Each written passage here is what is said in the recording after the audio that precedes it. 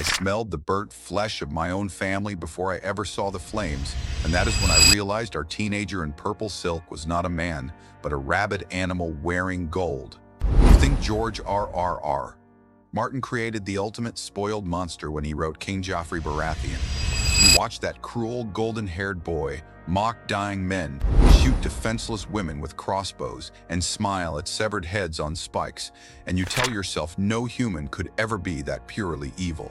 But you are dead wrong. Before we dive into today's investigation, I want to be clear. The stories and theories shared on this channel are part of an alternative history exploration. We're digging into the unexplained, the unsettling, and the what-ifs of our world. Think of this as a journey into the dark side of history, part research, part legend. Watch with an open mind, but remember, this is for narrative and entertainment purposes only. Because 2,000 years before a fictional king tore Westeros apart, a real 16-year-old boy named Nero inherited the entire known world.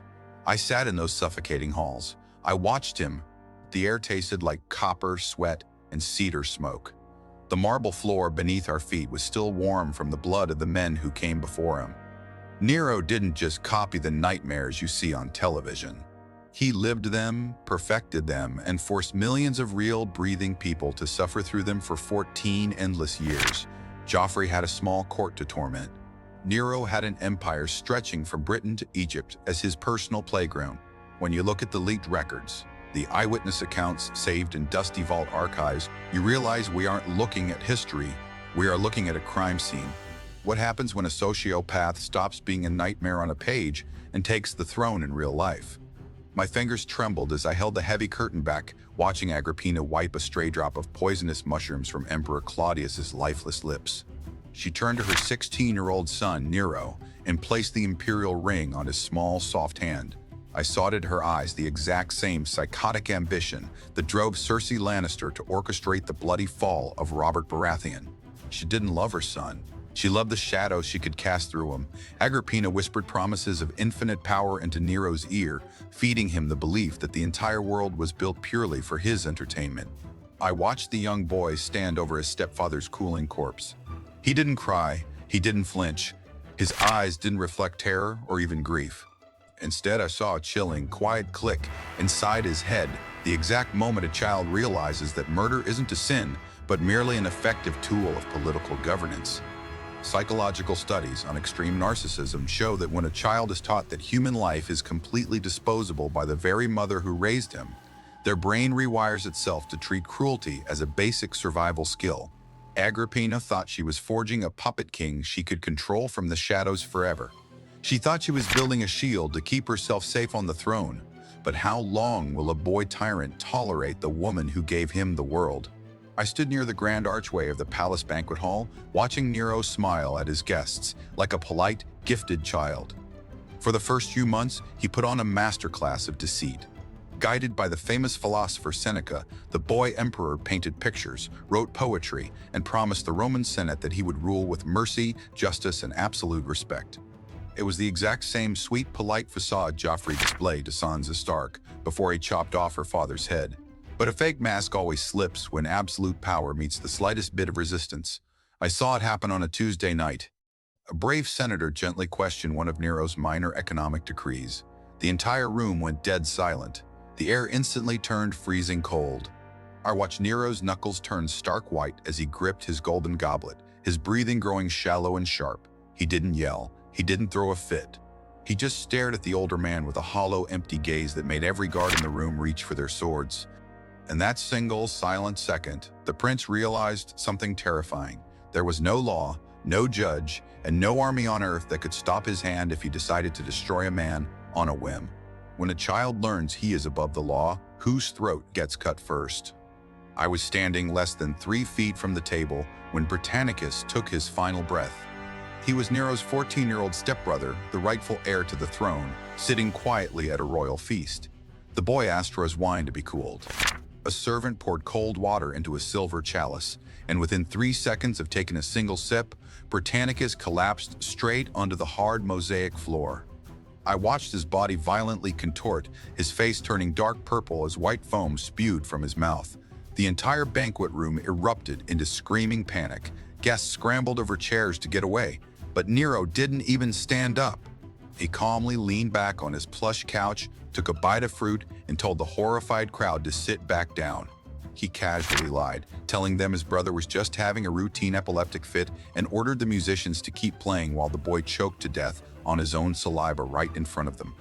It was the exact ice-cold cruelty Joffrey showed at his own fatal wedding feast, except Joffrey was the helpless victim drinking the poison, while Nero was the monster who secretly ordered the vial to be brewed in the palace basement. If he could erase his own flesh and blood without even pausing his dinner, who could possibly be safe? The midnight rain pounded against the wooden hull, masking the sound of splintering timber as the ship began to snap in half beneath our feet. I clutched the railing of the imperial vessel, watching Nero's mother, Agrippina, realize the terrible truth. Her own son had built this boat to collapse in the middle of the deep ocean. He couldn't stand her controlling voice anymore. He wanted her erased. This was matricidal hatred on a level so dark that even George R.R. Martin's twisted mind never dared to write it for King Joffrey. Agrippina managed to swim through the pitch-black waves of the Bay of Naples, crawling onto the muddy shore half-drowned and bleeding. But Nero wasn't going to let a broken wooden boat ruin his plan. When his assassins finally cornered her in a dark, isolated beach house, she didn't beg for her life. She ripped open her robes, pointed straight to her belly, and told the killers to strike her right in the womb that bore such an ungodly monster. I saw the assassins step forward, their iron blades gleaming under the dim torchlight. When an emperor kills his own creator just to clear his schedule, what fragment of a human soul could possibly remain to govern an empire? I walked through the dusty, choked ruins of Rome's center, where thousands of poor families used to live, only to find a massive, suffocating mountain of solid gold rising from the dirt. Nero took the ruined public land and built the Domus Aurea, the Golden Palace. It was a gargantuan personal playground that spanned over 3 whole hills. I stepped inside the cavernous halls, the air thick with the sickly sweet scent of exotic perfumes and fresh plaster. Much like Joffrey demanding a grander throne room while the people of King's Landing starved outside the gates, Nero built a fantasy world entirely detached from human reality. I stood beneath a massive rotating dining ceiling that mechanically dropped real rose petals and expensive floral oils onto terrified guests who were forced to smile and cheer. The walls were lined with pure gold leaf and ivory panels, built while outer provinces were being taxed into absolute bankruptcy just to pay for the paint. Psychologists call this extreme environmental dissociation, when a tyrant builds a literal physical fortress to block out the consequences of his own horrific decisions. He created a paradise on Earth, but every brick was soaked in the blood of his people. How much gold does it take to drown out the sound of a starving city? My hands shook as I pressed myself against the stone pillar in the back of the dark, stuffy theater, my eyes fixed on the stage. Joffrey found his thrill in pointing loaded crossbows at defenseless women in his bedchamber. Nero found a much more sadistic way to torture people. He forced the entire Roman Senate to sit through 10-hour Lear recitals where fleeing the building was classified as high treason. I watched guards lock the heavy iron doors from the outside, trapping hundreds of exhausted, terrified citizens in the scorching heat. Men collapsed from heat stroke.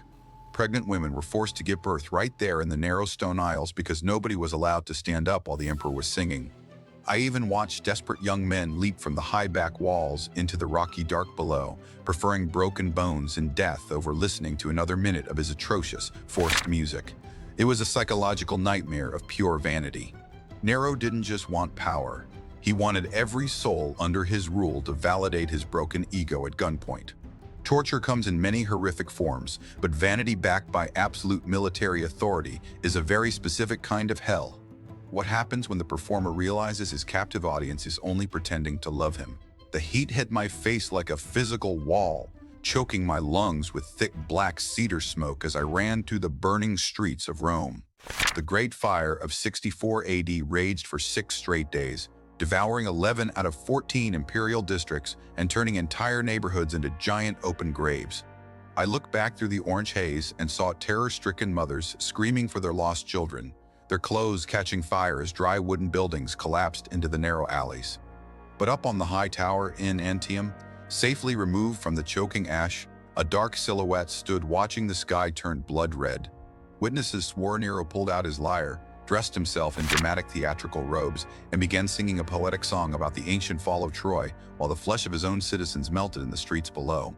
King Joffrey always threatened to burn his enemy cities to the ground with wildfire, but Nero sat back and watched his own real-world capital turn to a pile of radioactive ash with a smile on his face. He didn't see human beings dying in agony. He just saw a magnificent, dramatic backdrop for his next musical performance. Did the Emperor light the match himself, or did he simply enjoy the horror show too much to put it out? I crouched in the freezing, pitch-black water of the subterranean catacombs, listening to the metallic clinking of iron chains ringing out in the dark. The fire had left hundreds of thousands of Romans homeless, starving, and dangerously close to open rebellion against the palace. Nero knew the crowd was coming for his head, so he needed a fast, weak scapegoat to take the fall. He targeted a tiny, mysterious, and deeply misunderstood religious cult hiding in the slums, the Christians. I watched in total horror as Nero's elite Praetorian guards kicked down the wooden doors of underground meeting spots, dragging terrified mothers, children, and elderly men out into the muddy streets. It was identical to Joffrey ordering his guards to hunt down and murder every single one of Robert Baratheon's illegitimate infant children across King's Landing. The city was screaming for vengeance, and Nero was more than happy to supply a mountain of innocent corpses to save his own skin. He didn't care if these people were guilty of starting the fire or not. He only cared that they were defenseless enough to be slaughtered without fighting back. How far will a cornered tyrant go to manufacture a lie big enough to hide his own sins? I stood on the dark, damp grass of the Imperial Gardens as night fell over Rome, but the sky wasn't dark at all. It was lit up by sickening, bright yellow flashes of human fire.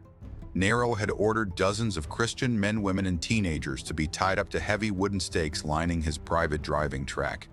I smelled the suffocating stench of burning pitch and animal fat as palace servants smeared the victims with oil from head to toe, setting them ablaze one by one to serve as literal street lamps for the emperor's night drive. I watched Nero himself zoom past the burning bodies in his golden chariot, laughing hysterically, wearing a driver's outfit, and waving to the small, horrified crowd of courtiers who were forced to watch. The flickering light from the burning human torches illuminated his bloated, smiling face. Even the darkest, most sadistic scenes written about House Baratheon pale in comparison to this documented historical reality. This wasn't a battle or an execution. It was a public festival of pure, unadulterated sadism, paid for with human grease and blood. When light itself becomes a horrific death sentence, where on earth are you supposed to hide? I felt the heavy thud of his iron-laced boot hit my chest before I even heard her scream, and that was the moment I knew our empress was dead. Nero didn't just lose his temper after a late night at the chariot races. He flew into an unhinged, violent rage and kicked his heavily pregnant wife Poppaea straight in the stomach. I stood frozen in the dark doorway, watching her gold robes soak through with crimson as her muffled cries faded into absolute silence. This was the exact, unpredictable domestic terror King Joffrey inflicted on Sansa Stark, except Nero took it to its ultimate lethal conclusion. He murdered the woman he claimed to worship, along with his own unborn child, over a trivial argument about what time he came home. Psychologists call this lethal emotional dysregulation. When a narcissist's God complex is challenged, their rage explodes onto whoever is closest, regardless of love or loyalty. Nero didn't care about dynasty, legacy, or the future of his bloodline. He only cared about his immediate impulse, leaving Rome's empress to bleed to death on the cold floor. What does a monster do when he destroys the only thing he ever pretended to love? Doc X. My skin crawled as I marched in the wedding procession, forced to carry a golden torch behind a terrified 15-year-old boy wearing a dead woman's veil. Consumed by psychotic grief after killing Poppaea, Nero found a young freedman named Sporus who looked uncannily like his deceased wife. I watched Nero order the boy's forced castration and dress him in imperial gowns, staging a massive public wedding ceremony that shocked even the most hardened Romans. We were forced to bow, smile, and address this mutilated, traumatized child as empress. It was a psychological distortion so deeply disturbing that it completely eclipses the fictional sickness of Westeros. Joffrey loved to humiliate his captives, but Nero forced an entire superpower to participate in his personal, unhinged grief fantasy.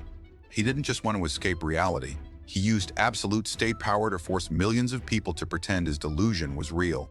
When a tyrant completely replaces reality with his own madness, how much longer can an empire survive? I squeezed the hilt of my hidden dagger until my knuckles turned white, hiding behind a stone pillar in the dark underworld of the city. Senators, high-ranking generals, and famous poets gathered around a small table, passing wax-sealed parchments in absolute silence. The Bezonian conspiracy was born out of sheer, unadulterated survival instinct. I listened to Gaius Piso swear a blood oath to plunge a blade into Nero's throat, a desperate move that mirrored the secret plots hatched against Joffrey by the Tyrells and Littlefinger. The air in that subterranean room smelled like cold sweat, cheap wine, and iron. These men weren't political radicals. They were terrified patricians who realized that standing idle meant guaranteed execution. Every day, Nero lived was a game of Russian roulette for the Roman elite. But paranoia is a contagion that infects both sides of the knife. When everyone around you is quietly plotting your assassination, who on earth do you trust to taste your food? I stood beside the warm stone bath watching the clear water turn a sickening deep crimson as Seneca opened his own veins. Nero had uncovered the Pisonian plot, and his revenge was a cold, systematic purging of anyone who ever dared to hold a mind of their own. Seneca had been Nero's childhood tutor, the moral compass who spent years shielding the world from the emperor's worst instincts. But Nero didn't care about history, loyalty, or gratitude. He sent imperial guardsmen to deliver a simple, terrifying choice: commit suicide tonight or be executed in public tomorrow. I watched Seneca's hand steady itself as his life bled out into the tub, while Nero sat eating a luxurious feast in the Golden Palace just a few miles away. It was the ultimate erasure of conscience.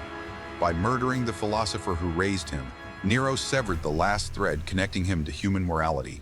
When you execute the man who taught you right from wrong, what is left to guide your hand?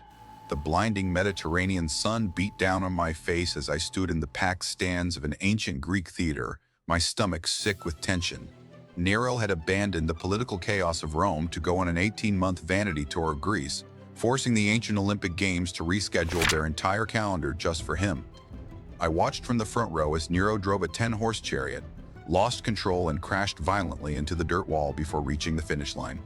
Yet, when he dragged his bruised body back up, the terrified Greek judges instantly declared him the undisputed Olympic champion out of sheer fear for their lives. It was the ultimate display of an insecure bully demanding fake trophies at gunpoint. Joffrey loved being praised, but Nero traveled across oceans to demand applause from people who were trembling in fear. He accumulated over 1,800 victory crowns on that trip, completely unaware that his joke of a victory tour was draining his political credibility to zero. What happens when an emperor wins every gold medal but loses his entire army? I pushed through the starving, desperate mob at the port of Ostia, listening to the deafening roar of angry men pounding on locked wooden doors. While Nero was busy collecting fake music trophies in Greece, the supply ships carrying grain from Egypt had completely stopped running. The granaries were completely empty, and mothers were holding up their pale, malnourished infants, begging the palace guards for a single loaf of bread. Then, the sails of a massive imperial ship finally appeared on the horizon. A giant cheer went up from the crowd. But when the sailors unloaded the cargo, a collective gasp of horror echoed across the docks. The ship wasn't holding Egyptian wheat. It was carrying fine, specialized sand for Nero's personal wrestling arenas. I saw the exact moment the crowd's quiet panic transformed into pure, unadulterated hatred. When a ruler prioritizes his own sports over the literal survival of his people, the end is immediate. How fast does loyalty rot when the bread runs out? I looked back at the court records, comparing the dark legacies of these two golden monsters side by side. Joffrey Baratheon was a sadistic, sniveling child who used his small crown to torture Sansa Stark, shoot crossbows at innocent servants, and throw temper tantrums. But his reach was constrained by his handlers, his short attention span, and a quick death by poison.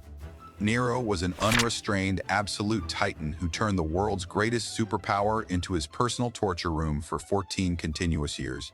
Joffrey destroyed dozens of court victims. Nero destroyed entire cities, starved the continent, burned religious minorities alive, and wiped out his own family tree. King Joffrey made us fear the dark, but Emperor Nero proved that real historical evil is infinitely worse than dark fantasy fiction. One was a petty bully with a crown, the other was a black hole that swallowed an entire civilization. Who is truly worse, the the fictional boy who wants to hurt you, or the real emperor who doesn't care if millions die. DocX Plus 2. The icy rain soaked through my leather cloak as I stood beside Governor Gaius Julius Vindex in the cold, dense forests of Gaul. For a decade, everyone in Rome was too terrified to even whisper a word against the emperor. But Vindex held a horse leather parchment in his shaking hands and finally said what the whole world was thinking. Nero was a pathetic, incompetent monster who must be put down like a rabid dog. I watched him draw his sword in front of thousands of battle-hardened legionnaires, shattering 10 years of total silence. The rebel drums began to beat through the trees, starting a domino effect that spread across the western provinces like a wildfire.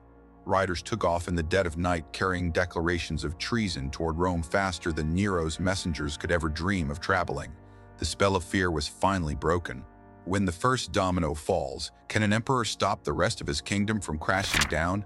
The ground vibrated beneath my boots as the heavy rhythmic thud of Roman legionnaire armor echoed across the hills outside Rome. In Hispania, the battle-hardened governor Galba had officially declared himself the servant of the Roman people, mobilizing his veteran soldiers and marching straight toward the capital. I walked through the marble corridors of the imperial palace, watching the Praetorian guards whispering in corners, their eyes darting toward the exits. The Golden Palace was suddenly dripping with thick, suffocating panic. Nero was used to dealing with starving peasants and helpless senators, but this was entirely different.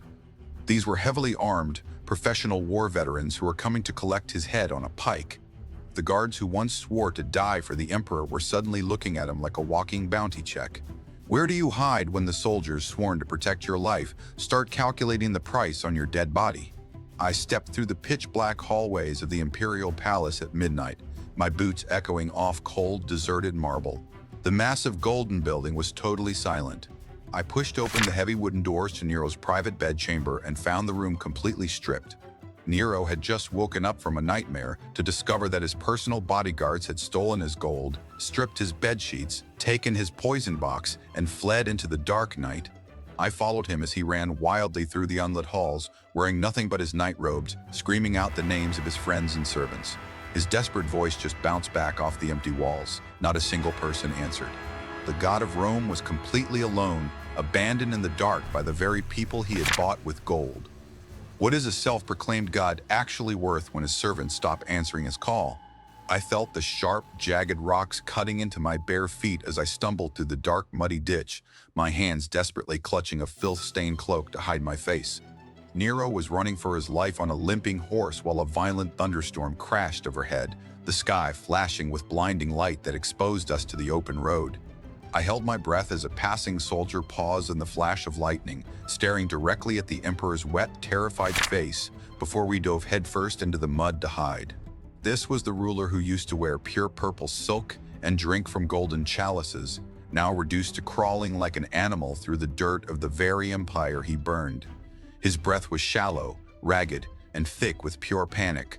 The royal carriage was gone, the imperial guards were gone, and all that remained was a hunted man shivering in the rain. Psychologists note that when absolute narcissists are suddenly stripped of their power, their reality collapses into childlike terror. How does it feel to crawl through the filthy mud of the kingdom you used to burn? I squeezed through a narrow, reed-filled drainage hole on my knees, smelling stagnant sewage and decaying leaves as we dragged ourselves into the subterranean cellar of Phaon's rural villa. Nero sat on the cold dirt floor, shivering uncontrollably, his hands covered in wet mud and spiderwebs. A freedman handed him a cracked clay cup filled with brown, stagnant water and a hard piece of stale bread. I watched the man who once dined beneath ceilings dropping rose petals slowly raise that filthy cup to his lips, his eyes hollow and completely empty. The contrast to his golden palace was total, absolute, and soul-crushing. There were no musicians, no clapping crowds, and no bowing senators, just the quiet, suffocating darkness of a hidden basement hole. In these quiet final hours, the grand illusion of his divinity vanished completely, leaving behind a frail, terrified teenager who couldn't survive without his servants. When all power, gold, and force are stripped away in an instant, what actually remains of the tyrant? I watched Nero's trembling hands unfold the crumpled piece of parchment brought by a breathless courier, his eyes wildly scanning the wax-sealed lines in the dim oil lamplight. The Roman Senate had officially spoken. Nero was declared a hostis publicus, a public enemy of the state. I read the brutal details of ancient justice right over his shoulder. Soldiers were ordered to strip him completely naked, lock his neck in a heavy wooden fork, and beat him to death with wooden rods in front of the public forum. The graphic reality of his own laws was finally catching up to him, exposing the horrifying price of his reign. Nero dropped the paper and began sobbing hysterically, picking up two small daggers, feeling their sharp edges, and then setting them back down because he was too terrified to cut his own skin. He begged his remaining servants to kill themselves first to show him how to die with courage. Can a man who lived like an immortal god bear to die like a dog? The thunderous thud of galloping horses echoed off the stone walls outside, sending a shockwave of terror through the tiny basement room.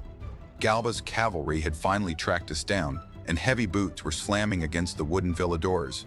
Nero pressed the tip of a rusty iron dagger against his exposed, sweating throat, weeping hysterically, completely paralyzed by fear, repeating his final famous delusion, qualis artifex perio, what an artist dies in me. Even facing direct execution, his massive narcissism forced him to see his own death as a tragic theatrical performance rather than a reckoning for his horrific crimes. I stood inches away, watching his eyes roll back in sheer horror as he realized he couldn't bring himself to push the blade. Finally, his secretary Apatos Verbitis grabbed Nero's shaking hands and violently forced the dagger straight down into his throat, releasing a sickening spray of crimson onto the rough stone floor. Did he die weeping for his lost empire, or just for his own lost glory? I looked straight down into the bulging, wide-open eyes of Rome's fifth emperor as he lay dying on the dirt floor, his throat gurgling as blood pooled around his neck. The heavy wooden door burst open and a Roman centurion rushed into the room, pressing his cloak against the gaping wound in a desperate attempt to stop the bleeding to claim the massive reward on Nero's head. But it was far too late. Nero stared up at the soldier with a glassy, unblinking glare, his lips whispering one final lie. Too late. This is fidelity. I watched his chest give one last, violent heave before going completely still, his face frozen forever in an expression of absolute shock, pain, and terror. The monster who ruled the known world for 14 years died alone in a dusty hole, covered in his own blood, vomit, and mud. His golden crown was gone, his empire was in flames, and his reign of terror was finally brought to an end. Is a tyrant's pathetic death ever truly enough to heal the massive scars he left on the world? I stood on the blood-soaked fields of Bedriacum, watching thousands of Roman soldiers cut each other down under a heavy rain of iron spears. Nero's sudden death didn't bring peace. It shattered the structural foundation of the Roman world, triggering a chaotic, brutal civil war known as the Year of the Four Emperors. Generals turned their legions against their own countrymen, fighting for the vacant throne, while cities were sacked and burned to the ground. Just like the catastrophic War of the Five Kings that ripped Westeros apart after Joffrey's reign, Nero's lingering madness tore the entire kingdom apart long after his heart stopped beating. The power vacuum left by a tyrant is often just as deadly as the tyrant himself. The institutional trust was completely destroyed, and the people of Rome quickly learned that removing a monster from the throne doesn't automatically stop the bleeding. How many thousands of innocent lives must bleed out in the dirt just to clean up one ruler's mess? I watched a shadowed figure step off a wooden fishing boat onto a foggy island shore, wrapping a faded purple cloak around his shoulders. So deep was the psychological trauma and confusion surrounding Nero's sudden death that rumors instantly spread that he had escaped into the night and was amassing a massive army in the east. Over the next 20 years, multiple imposters known as the false Neros emerged across the provinces, playing the liar and gathering thousands of desperate followers who were eager to march on Rome. I watched entire towns rally behind these fake kings, proving how deeply abusive ruler can warp the minds of his victims. Psychologists call this a historical Stockholm syndrome, where a traumatized population craves the return of the very monster that broke them because they fear the unknown even more. The ghost of the tyrant haunted the Mediterranean for decades, proving that terror lingers long after the body is buried. Why does humanity secretly crave the return of the very monsters that destroyed them? I walked into the center of the massive stone-tiered Flavian amphitheater, the Colosseum feeling the weight of millions of footprints etched into the marble stairs. To completely erase Nero's disgusting stain from history, the new emperors drained his private palace lake and constructed this gigantic arena directly on top of his personal playground, returning the stolen land to the Roman public. I looked up at the towering stone arches, realizing that the most iconic landmark of ancient history was built specifically to bury the memory of Rome's most sadistic ruler. They tore down his golden walls, melted his statues, and carved his name off public monuments, attempting a total historic erasure. Yet, despite every effort to wipe his existence from the records, Nero's dark legacy survived, locked forever in the vaults of human history as the ultimate caution against unchecked authority. Can you ever truly erase an evil man when his destroyed playground becomes the foundational symbol of an entire civilization? I pulled up the ancient court records alongside modern psychological profiles, setting the real world side by side with dark fiction. King Joffrey Baratheon remains a brilliant, terrifying creation of fictional masterpiece, designed to make us grip our seats and despise the screen. But Emperor Nero was a real human being who walked this earth using real fire, real poison, and real executioners to butcher real families for 14 long years. Joffrey was a child playing with a crossbow. Nero was an unrestrained sociopath who turned an entire superpower into his personal torture chamber.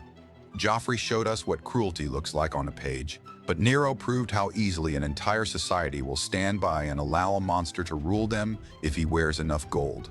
The dark history of Rome reminds us that fantasy can never compete with the horrifying reality of what humans do to each other when given absolute power. Joffrey made us fear the dark, but Nero proved that the worst monsters are the ones who rule the real world.